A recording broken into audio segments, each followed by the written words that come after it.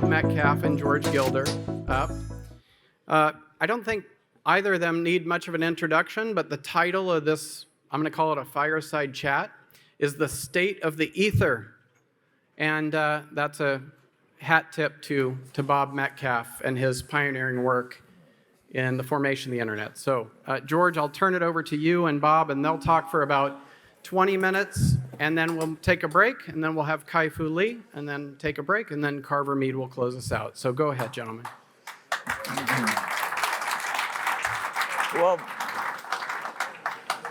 Bob, you're the titan of connectivity. Titan of content. And, but you think connectivity is a thing. What do you mean by this proposition of connectivity as a thing? So as I mentioned, and how does this relate to Metcalfes Law, perhaps? It does, directly almost.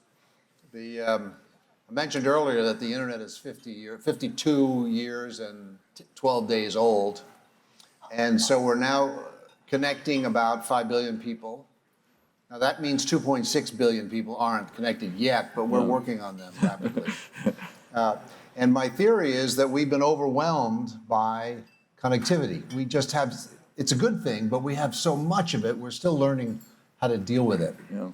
So you might conclude that since we already have 5 billion people that we could rest, but that's only one dimension of connectivity. So connectivity as a thing, a separate thing to be studied, has what I call dimensions, and reach, 5 billion, is one of the dimensions. But then there's cost. How much does it cost to reach somebody? And then there's latency, is how much delay is there. And then there's how resilient, how reliable, how serendipitous. So there's a bunch of dimensions along which we can improve connectivity. But then there's also disruptions. So the internet has disrupted, you can think of them. My favorite one is journalism. So connectivity has disrupted journalism, which is still in search of a business model. Advertising, telecom, a bunch of industries seriously disrupted with an abundance of connectivity. And then there are the pathologies. The first pathology of the internet was pornography. The Congress, you may remember, was threatening to shut down the internet because porn was being carried over it. Of course, that doesn't happen anymore. But then, and then there was advertising. So advertising in the 90s was a pathology. People we didn't build the internet to carry advertising. But then we got over that, and then it became spam, which is a form of advertising. And now, just to jump ahead, fake news is the pathology that we're currently working on. So like the other pathologies, we will eventually solve those. But connectivity as a thing also has math. It has a math associated with it, including Metcalfes Law. And it also has comedy. Did you know that there are connectivity jokes? No, tell me a connectivity joke. Would you like to hear a connectivity joke? Yeah, let's hear a connectivity joke. So you may have heard that I invented Ethernet. So it turns out there's a society for people who have invented things that plug into a computer. And we meet quarterly. But this, there's the RS-232 guy getting kind of old. And then there's the HDMI guy and the USB guy and so on. And but this last meeting of our society was kind of sad because one of our guys had died. No. Yeah, the USB guy died. So we the connectivity people, became pallbearers. And we picked up his coffin, carried it across the street where the grave was waiting. And we started to lower his coffin into the grave when it jammed. So we had to pull his coffin out of the grave and rotate it around and then slowly lower it back into the grave. And there's plenty more where that came from. All right. maybe at this late in the evening we should. Well, what's happened to Metcalfes Law since it was first propounded? Well, I remember meeting with you in 1995, and you asked me for a bunch of slides that I had left over from the early days of 3Com, and I gave you a slide, and you named it Metcalfes Law, and you put it in your book. By the way, you misspelled my name in your book. I did. But you also named. Now you tell me. But then you named it Metcalfes Law, and that was in the mid '90s, and I've been defending Metcalfes Law ever since. Yeah. And how does Metcalfe's Law manifest itself? I mean, Well, it's a connectivity math, and it started life as a sales tool. My company was selling starter kits for networking people, where you would get 3 cards. And this is 3Com. 3Com, yes, in 1982s. 82. That was And I sold these 3 kits. I had 6 salespeople, and we sold kits that had 3 nodes in them. So if you had 3 IBM PCs, you'd put 3 cards in them, you'd string a cable among them, and then you could share a disk. If there was a disk, you could share it among all 3 of them. If you had a printer, you could share it among all 3 of them. And if you had an email to send, you could send it to people on all 3 of these nodes. And the customers said, it works just like you said it would, it's just not useful. So that, I was head of sales and marketing at that time. So I went and I made a slide. And when I say I made a slide, a 35 millimeter slide, because this was 1982. I was on the board of the company that did PowerPoint. We sold it to Microsoft in 1987 for $14 million. But this is 1982. Yeah. So I made a Those were real dollars back then, almost. Well, I made 6 copies of the 35 millimeter slide, and I gave them to each of my salespeople. And on the slide, it said, the cost of your network goes up linearly in the number of the cards of mine that you buy.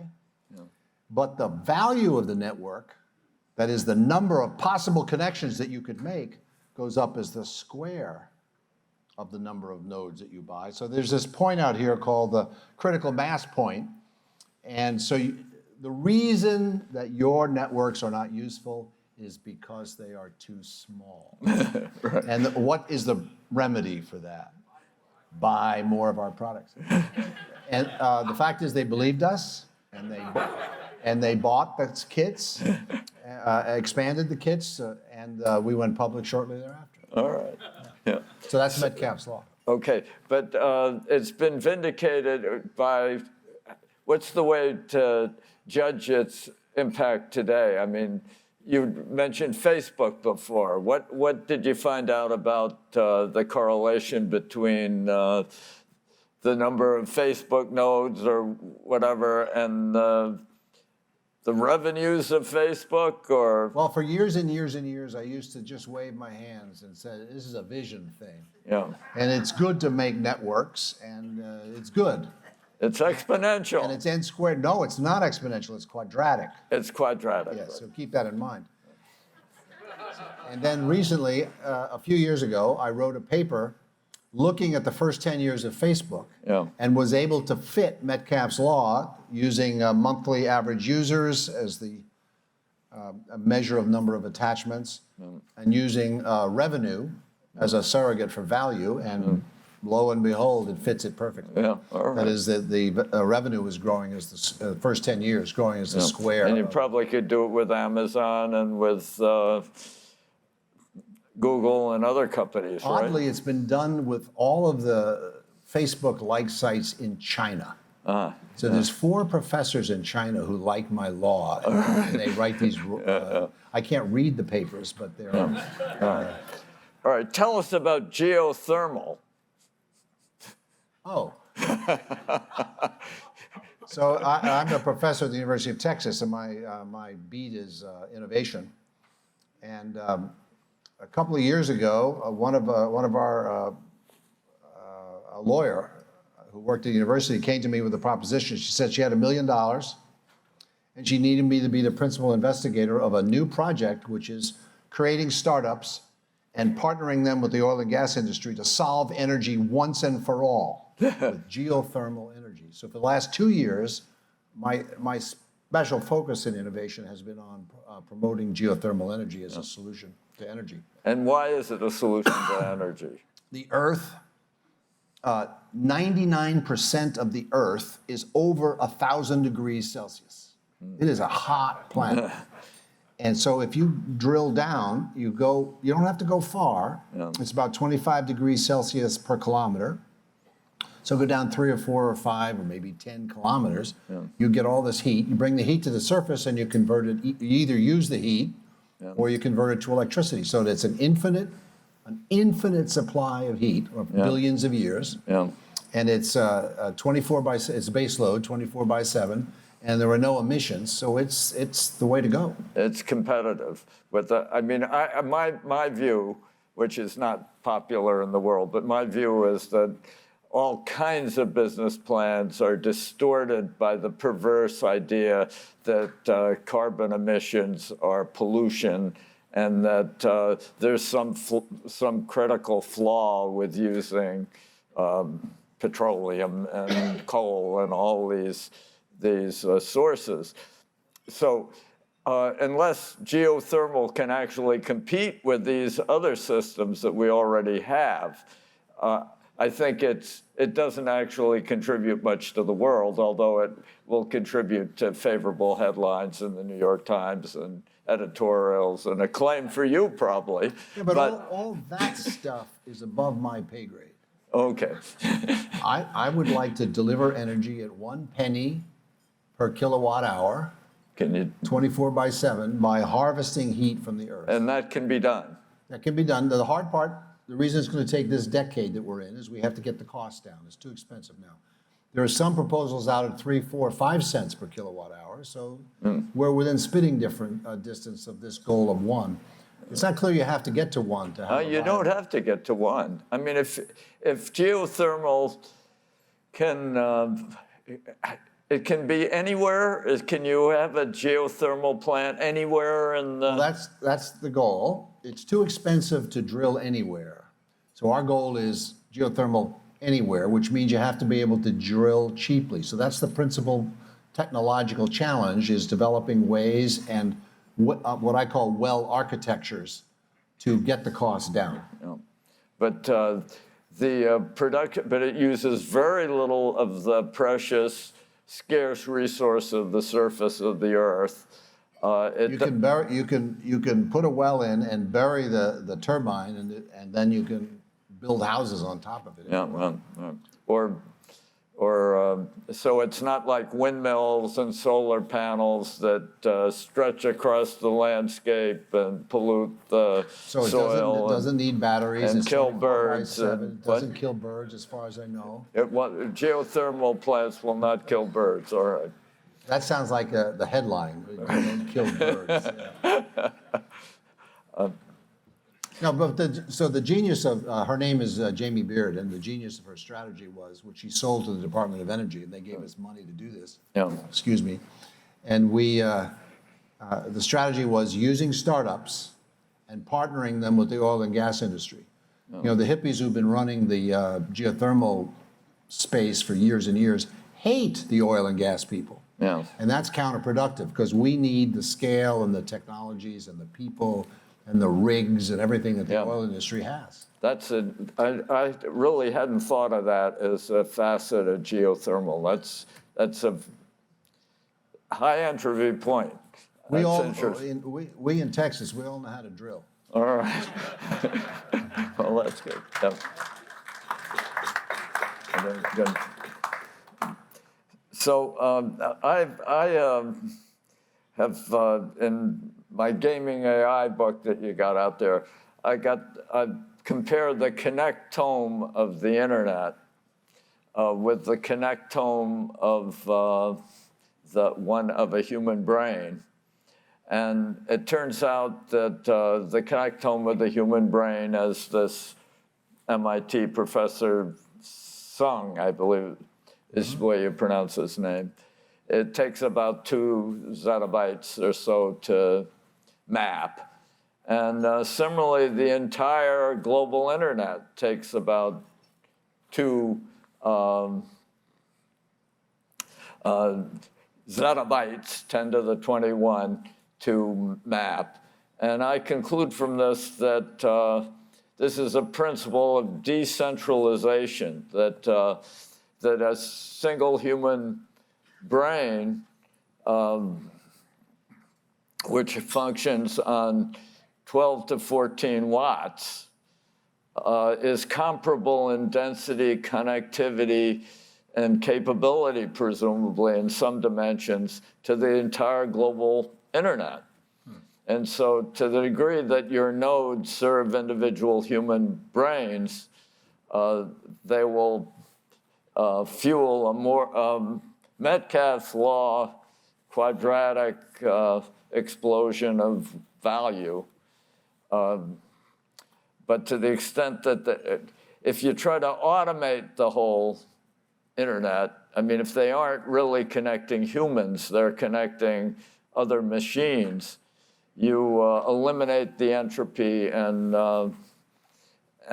perhaps bulk at least some of the benefits of Metcalfes Law. Do you think I'm speaking gibberish, or do you think there's some? This is a new law of the microcosm, a new decentralization law. So what it sounds like is isomorphic to my approach. I contrast the neuron to the transistor. Okay. So tell me about that. So the thought here is that how much more connectivity can we have all this connectivity, how much more can we get? The answer is a lot. There's a lot of connectivity waiting to be had. Yeah. A neuron is 1,000 times bigger than a transistor. It's a transistor is 1 billion times faster than a neuron. Yeah. And yet you can build brains with neurons, but you can't build brains with transistors. And what's the difference?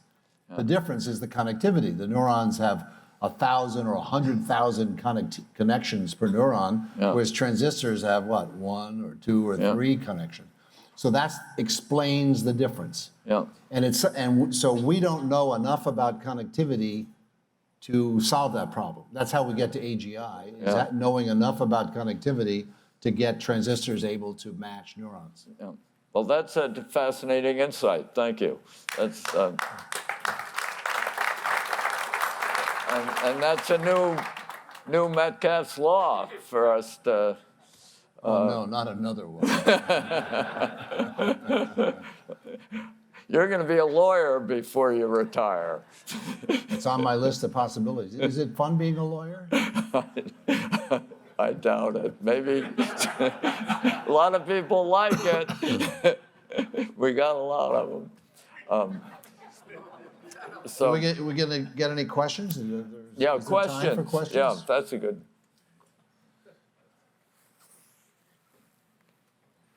Okay. If there are questions, and there must be, why don't you come down here? The AV crew will bring a mic, but without a mic, I can repeat the question. So, are there questions for this distinguished panel? There must be. When there's the mic. These should be oriented toward Bob. I'm going to have questions tomorrow. That was a great joke, though, wasn't it? The USB It was a great joke. Is there a third Metcalfe law that we should be talking about? Anyway. Another connectivity joke. Yeah. I don't have one. Yeah, another connectivity. No, I don't have any more. All right. No. And if Well, you there know are what? Here's a funny story. Please come forward. I gave a talk in India to one of those, they have these annual science fairs where 50,000 people come. And I was invited to give a talk, and I was going to use that joke. And I'm backstage, and the guy who's going to speak before me is standing right over there, and it turns out he was the Intel guy who invented USB. So I had a big gap in my presentation. So he gave his talk, which was very corporate, and then he left. So I got to tell the joke. Did they laugh in India? Yes, they did. Okay. Yeah, they all Probably speak. more than the average audience in the United States. All right, go ahead. Hey, Bob. So, do we have a microphone? Okay. I just wanted to get you to talk a little bit more about geothermal and what the challenges are around geothermal. It's actually, so between solar and geothermal, these are the only real energy sources we have. and I wanted to hear more about what's going on in that space from you. One of the interesting features is that the geothermal people don't talk this way, but I do. There are different well architectures. So for example, you could just drill a vertical down, pipe in pipe, and then you pump the water down the outside pipe, and then you turn it around and it comes back up, and that's a very simple pipe in pipe well. So that's the simplest architecture. Another way is you can drill two wells like this, and then frack. You don't know what fracking is. You can frack here. So you pump cold water like this, it goes through the frack, which is a huge heat exchanging reservoir, and hopefully collect it over here, and then run it up here to a turbine that makes electricity. So that's another architecture. And that's open loop. And one of the challenges is that the working fluid sometimes doesn't make it from one pipe to the other. It has to find its way. So there is another architecture which is called closed loop, where you drill like this and then you connect them together. And that's a big step forward because the working fluid doesn't leak, and the brines which inhabit the earth don't come to the surface. They stay down there where they belong. That sounds like the winner, right? So I think so. And then there's variations. So it gets very rich after a while. One of them is what I've just described, only multiple, these are called laterals, multiple laterals. And you wait until they reach a temperature that's worth pumping them to the surface. So they sit there soaking in the heat exchanger, and then you take this one, and then you take this one, and you take this one. And that's called thermal soaking, and that's a new architecture that's been proposed. And then my favorite one. Oh, your mic just gave out. My favorite Okay, there we go. one. We're good. I'm not allowed to say my favorite one. But They cut you off. Yeah. my No, go. favorite one is it's a closed loop like this, so that you have all the advantages. You don't interfere with groundwater. You don't have brines leaking to the surface. None of that. It's all closed loop. But the way the heat gets to the pipe through the rocks is through conduction, and conduction is slow. So you want to have convection, which is fast. So what these guys do is they frack below the lateral to get up a regime, convection regime, which brings the heat up much more quickly to their lateral, and then they have the closed loop going. So these are a variety of architectures that they have, and who knows, they're all out drilling now. It'll be fun to see who wins. So it's actually, it may save the day in Texas from your excessive reliance on wind and solar, which was manifested in the recent disaster when it got too cold. Yeah, I've never made that connection. Well, then most people made, I mean, it was attributable to excessive reliance on wind and solar, despite the fact that they were adversely impacted by the chill, the unexpected. Yeah, but I think the gas wells were also affected. Yeah, the gas wells, Yeah, also. But the oil and gas industry is going through what they call a transition, and it's driven by climate change. And Jamie and I like to call it a pivot because we want it to happen sooner. Doesn't pivot sound faster than transition? yeah, right. And so we have a conference called Pivot. Okay. And the oil and gas people show up in force. Yeah. And they know how to drill. Yeah. So this shale revolution taught the oil and gas industry how to drill. Yeah. So there's reason to be optimistic that this might actually happen, that the oil and gas industry might ride to the rescue here. So that was an insightful answer. It also proves that you can take the man out of Texas, but not the Texas out of the man. Am I right about drilling? But Anyway. he comes from down Maine. I come from Brooklyn, New York. I know, but you're University of Texas, Austin. So My goal is that was a drill. That was a drilling joke. My goal is to Yeah. power Midtown Manhattan with a geothermal well in Central Park. I love it. I love it. Okay, next question from Scott. Good evening. I'm Scott Kuznicki. I'm the Transportation Futures Fellow at the Discovery Institute, and thank you for your insights. And I'm so glad that you did not wear a jacket, because that gave me the ability to pivot and take off my jacket and stay a little cooler, because of course, global warming is happening, as George told us. And I realized that the problem that we have is, energy conservation is was the core tenet of the global warming alarmists for many years. And apparently they've been doing that because their brains are not operating on 13 watts anymore. Whose but brains? The global warming alarmists. I see. Now, I believe that technology will ultimately solve many of the problems that are raised by alarmists today. They say, well, we have to stop farming and everyone needs to starve because of pesticides. Well, now there's a machine that will use machine vision and machine learning to find the weeds and shoot them with a laser, right? So now we don't need to worry about pesticides in maybe a decade or so. But one of the things that happens, and I just recently installed a solar system on the roof of my house. I've got Scott, all will 9 you talk planets. right into the mic, please? Yeah. I recently installed a solar system on the roof of my house. I've got all 9 planets and batteries in the basement, and I've become energy independent, not because I'm alarmed by this, because I think it's irreversible, actually, climate change, if you will, but because I'm trying to protect myself from government interference in the free market. Yeah. And now I don't really tell a lot of people that, not in Seattle, and please don't tell anyone I said that. I'll lose all credibility at the Discovery Institute. But the issue that I'm wondering if you can address is, what do you see on the near-term horizon in developments in the tech sector that can help us mitigate the economic effects and the inconvenience that arises from those economic effects in our lives, just as regular people, like I did with the solar power system, since I anticipate grid disruptions? How can technology help us avoid the interference in the free market that exists across the globe today? Bob, do you want to take a crack at that? Thank you. I have an answer to that question that's huge, Huge. Go for it. huge. Do you know Daniel Yergin? Yep. Yes.